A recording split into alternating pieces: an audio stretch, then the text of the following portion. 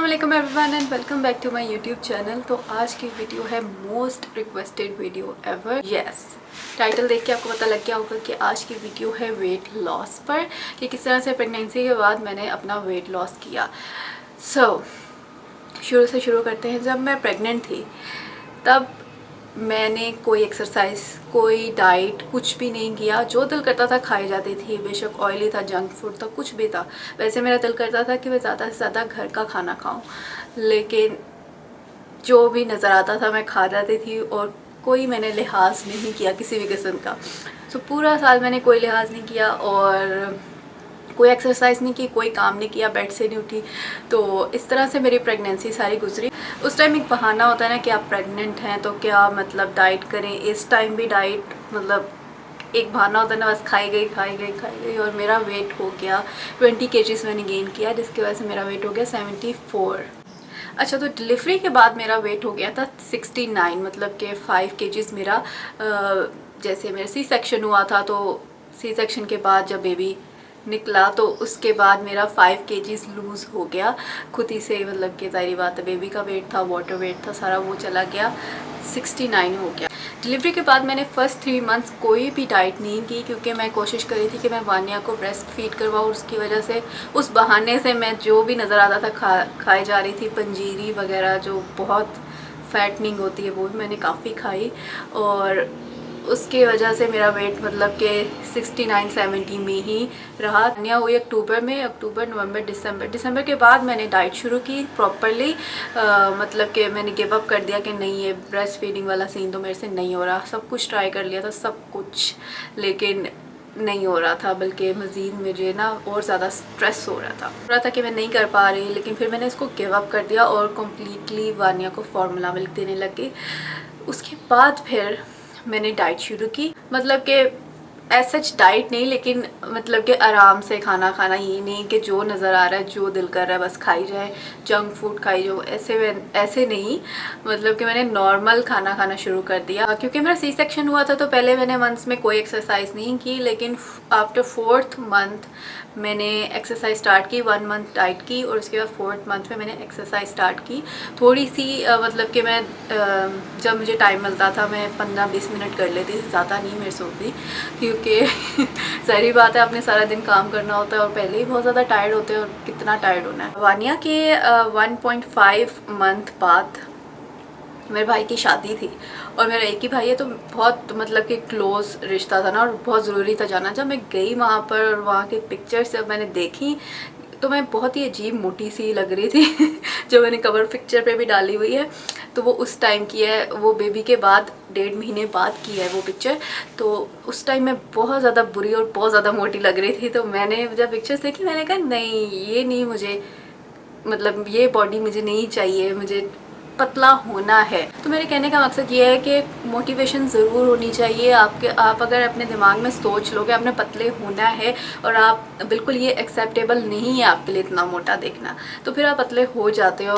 So after 3 months मैंने जो diet की थी वो मैंने ब्रेकफास्ट में लेती थी 1 ब्राउन ब्रेड का स्लाइस, 1 बॉइल्ड एग और 1 चाय का कप, क्योंकि चाय मैं ज़रूर पीती हूँ तो उसमें मैं शुगर भी ज़रूर डालती हूँ। तो मैंने ब्राउन शुगर लेना शुरू कर दी और फिर ये टोटल बन जाता था कोई 300 कैलोरीज़ का। सो मैंने मेनली जो है कैलोरीज काउंट शुरू की। जैसे कि फ़ीमेल्स एक दिन में 2000 कैलोरीज तक ले सकती हैं और मेल 2500 कैलोरीज तक ले सकते हैं। तो मैंने कैलोरीज काउंट शुरू की कि मैंने इस तरह से पोर्शन बनाती थी कि 300 कैलोरीज से ज़्यादा नहीं हो। नाश्ता तो मैं ऐसे कर लेती थी, लेकिन लंच की जो बारी आती थी ना, वो मैं नहीं बनाती थी घर पे। मतलब कि मुझे बिल्कुल टाइम ही नहीं लगता था, और जब बेबी इतना छोटा हो ना तो उसके मतलब बस बहाने मिल जाता है कि आपने नहीं काम करना करके तो ब्रेकफास्ट में 300 कैलोरीज का कर लेती थी। उसके बाद मैं लंच करती थी। लंच स्नैकिंग बीच में नहीं करती थी, बिल्कुल भी मंचीज़ वगैरह नहीं खाती थी, चिप्स और फ्राइड फूड सब कुछ मैंने बंद कर दिया था, बहुत अच्छे बच्चों की तरह। लेकिन जब लंच की बारी आती थी तो लंच जैसे कि मैं घर पे नहीं बनाती थी, मतलब कि मेरे में बिल्कुल एनर्जी नहीं होती थी कि मैं ग्रॉसरी जमा करूं और अपना दिमाग इतना चलाऊं कि मैंने आज क्या बनाना है, क्या खाना है, और फिर जमा करूं और फिर बनाऊं। मैं क्या करती थी कि मेरे लिए ज़्यादा कन्वीनियंट और इजी क्या लगता था कि मैं सबवे का 6 इंच का सब मंगवा लेती थी मतलब कि लंच में रोज़ाना। तो मैंने क्या किया, जो अपना लंच है वो मैं सबवे से ऑर्डर कर देती थी। तो this is not sponsored at all, मतलब कि असल में ऐसे था कि मैंने उसकी कैलोरी सर्च की तो उसका क्या आता था कि जो 6 इंच सब है वो 300 कैलोरीज़ का होता था। तो मेरा ये मिशन होता था कि मैंने जो भी मील खानी है वो 300 कैलोरीज से ज़्यादा की नहीं खानी। मैं क्या करती थी कि अपने सैंडविच की ब्राउन ब्रेड सेलेक्ट करती थी और उसमें कोई भी सॉस और कोई भी चीज़ नहीं ऐड करती थी, लेकिन चिकन वगैरह होता था। और सबवे पे क्या होता है कि डिफरेंट किस्म के चिकन होते हैं, तो आप बोर नहीं होते कि ये क्या मैं रोज़ाना एक ही चीज़ खाऊं। ऐसा नहीं होता। मैं मतलब चिकन स्विच करके उसका टेस्ट स्विच करती रहती थी। डिनर में भी मैं सबवे से ही ऑर्डर कर देती थी, लेकिन 2 दफ़ा मैं सब नहीं खाती थी, सैंडविच नहीं खाती थी 2 दफ़ा। मैं एक दफ़ा सैलड खाती थी, या तो मैं लंच में सैलड खा लेती थी या तो मैं रात में सैलड खा लेती थी। इसके अलावा मैं शाम की भी चाय ज़रूर पीती हूँ। तो क्या होता है कि अगर आपने दोपहर में सैलड खाया है तो आपको इतनी ज़्यादा भूख नहीं लगती कि आप डिनर में कुछ हैवी खा लो। तो मैं शाम को चाय पीती थी और उसके साथ कुछ बिस्किट्स भी ज़रूर लेती थी। जैसे टक बिस्किट्स होते हैं, उसके ऊपर कैलोरीज वगैरह लिखी होती हैं। तो इस तरह से बन जाती थी वो 1000 कैलोरीज। मैंने कोई स्पेसिफिक डाइट नहीं कंटिन्यू की और ना ही मुझे नहीं लगता कि फूडी लोग कर सकते हैं ये सब। तो मैं बीच में थोड़ा सा जंक फूड भी खा लेती थी, लेकिन उसी वक्त नहीं, मतलब कि 2-3 हफ्तों बाद खा लेती थी। सो ये डाइट प्लान मैंने खुद ही से ही बनाया और जो मेरे लिए कन्वीनियंट और इजी था वैसे किया। लेकिन आप लोग घर पे भी कर सकते हो, जैसे कि सैलड की चीज़ें काट लो और थोड़ा सा ब्राउन ब्रेड लेके उसके बीच में बेक्ड चिकन और वेजीज डाल लो। मतलब कि ये आप घर पे भी कर सकते हो, जैसे आपको कन्वीनियंट है, जैसे आपको इजी लगे वैसे कर सकते हैं। लेकिन मैंने जब 1 मंथ ये स्ट्रिक्टली फॉलो किया, उसके बाद वेट 69 से आ गया 64 पे।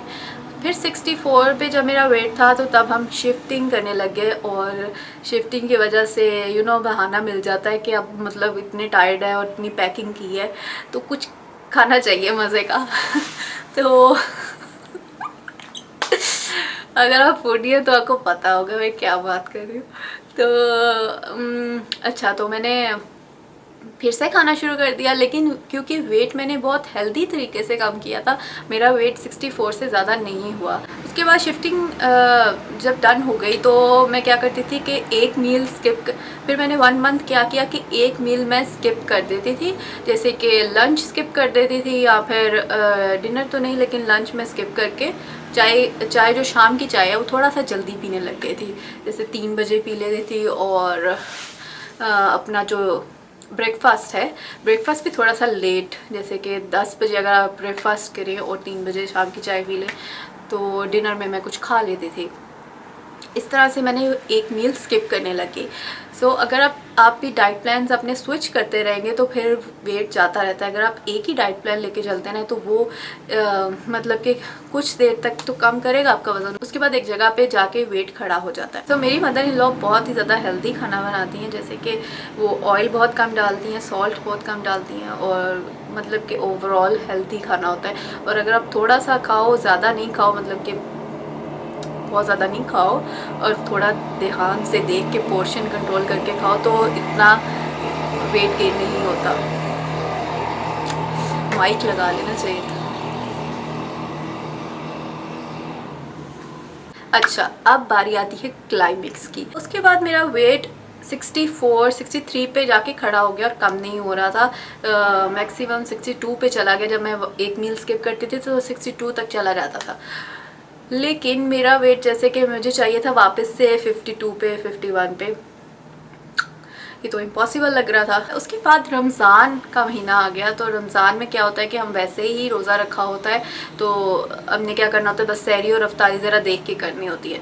तो मेरी मदर इन लॉ बहुत ज़्यादा हेल्दी खाना बनाती हैं। उन्होंने कोई भी फ्राइड चीज़ घर में मतलब कि नहीं बनाई और ना ही आने दी। तो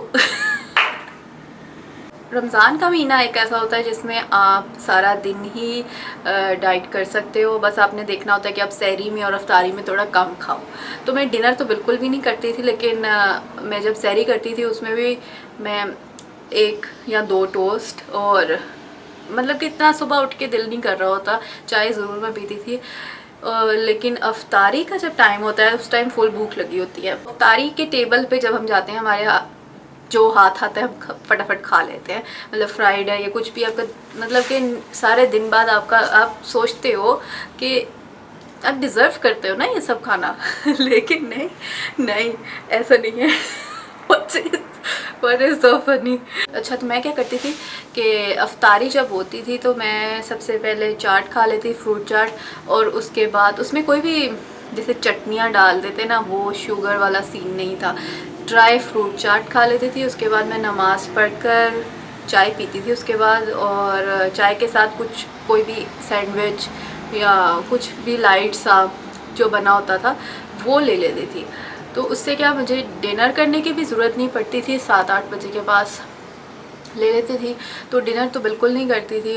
अच्छा, सो ये मेरी जो बनती थी ना, वो टोटल बनती थी 600-700 कैलोरीज, मतलब मैक्सिमम अगर मैं ज़्यादा से ज़्यादा भी खाऊँ। सो रमज़ान में मेरा 5 kg तक कम हुआ, and all thanks to my mother in law, क्योंकि वो बहुत ज़्यादा हेल्दी खाना बनाती हैं। और मतलब कि जब घर में सब कुछ फ्रेश एंड हेल्दी बना हो तो ज़ाहिर बात है और आप देख के भी खाएं तो फिर ज़ाहिर बात है आपका वेट कम होगा। अच्छा, स्टिल मुझे 5 kg और कम करना है, लेकिन रमज़ान के बाद मैंने ट्राई किया है काफ़ी दफ़ा कम करने का, लेकिन मेरे से मेरा 57 पे स्टक है, 57-58, इससे ज़्यादा कम नहीं हो रहा। तो मैं क्या करती हूँ आजकल, मतलब कि एक होता है ना, आपने वेट मेंटेन भी रखना होता है।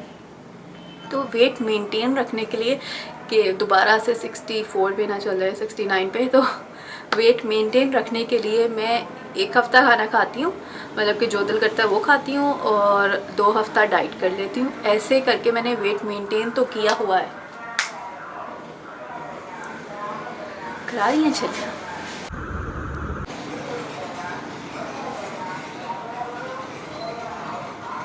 लेकिन अभी मैं अगर हफ़्ता भी पूरा खा रही हूँ, मतलब कि जो दिल करता है जंक फूड खा रही हूँ और ज़्यादा खा रही हूँ, लेकिन मेरा वेट गेन नहीं होता, 58 से ज़्यादा नहीं होता, क्योंकि मैंने हेल्दी तरीके से कम किया है। तो अगर आप भी अपना वेट हेल्दी तरीके से कम करें तो इसमें कोई भी शॉर्टकट नहीं होता, और आपको हेल्दी तरीके से ही वेट कम करना चाहिए, वरना फिर वापस से गेन हो जाता है। तो मेहनत तो आपकी लगती है पहले भी और बाद में भी। सो आई वुड सजेस्ट कि आप हेल्दी तरीके से वेट लूज़ करें, कैलोरीज काउंट करें, और उसके हिसाब से अपना मील्स का पोर्शन बना के कम करें।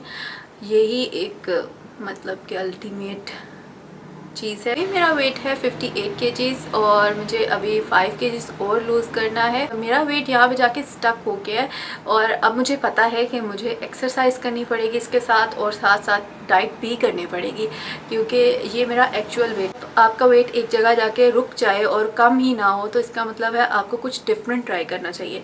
सो अब मुझे जिम एक्सरसाइज करनी पड़ेगी, तभी वेट जाएगा।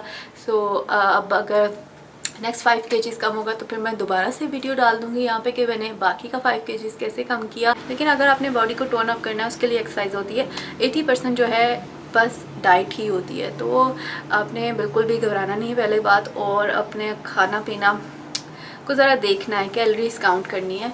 और अगर आपने मसल्स को अपने टोन करना है, टमी अंदर करना है, तो उसके लिए फिर मुझे एक्सरसाइज करनी पड़ेगी। एक्सरसाइज का आजकल टाइम नहीं लग रहा, तो लेट्स सी कि क्या बनता है। इसके अलावा मैंने C9 प्रोग्राम भी ट्राई आउट किया, और उसके बारे में मेरे क्या रिव्यूज़ हैं, और उसकी वजह से मेरी बॉडी पे कितना इफ़ेक्ट हुआ, वेट लॉस हुआ या नहीं हुआ, वो सब मैं नेक्स्ट वीडियो में डाल दूँगी, क्योंकि फिर ये वाली वीडियो तो बहुत ज़्यादा लंबी हो जाएगी। ये वीडियो यहीं पे ख़त्म करते हैं। आई होप सो आप सबको जो आपने क्वेश्चंस और एक्सपेक्ट किया था कि मैं इस वीडियो में बताऊँगी वो सब पूरा हो गया। लेकिन अगर मज़ीद कोई क्वेश्चन है तो आप कमेंट सेक्शन में पूछ लें, मैं सब कमेंट्स का रिप्लाई करती हूँ। Also I try to post every weekend, so please subscribe my channel अगर आपने अभी तक नहीं किया, और बेल आइकन को भी प्रेस कर दें, सो मेरी वीडियो आप तक सबसे पहले पहुँचे। अगर आपको ये वीडियो हेल्पफुल लगी है या इससे आपको कुछ इन्फॉर्मेशन मिली है तो please give it a big thumbs up और इसके साथ मुझे कमेंट सेक्शन में बताएं कि नेक्स्ट आपको किस टॉपिक पे वीडियो चाहिए। C9 की तो मैं बनाऊंगी उसके अलावा। और अपना बहुत ज़्यादा ख्याल रखिएगा। I will see you guys in my next video. Bye bye.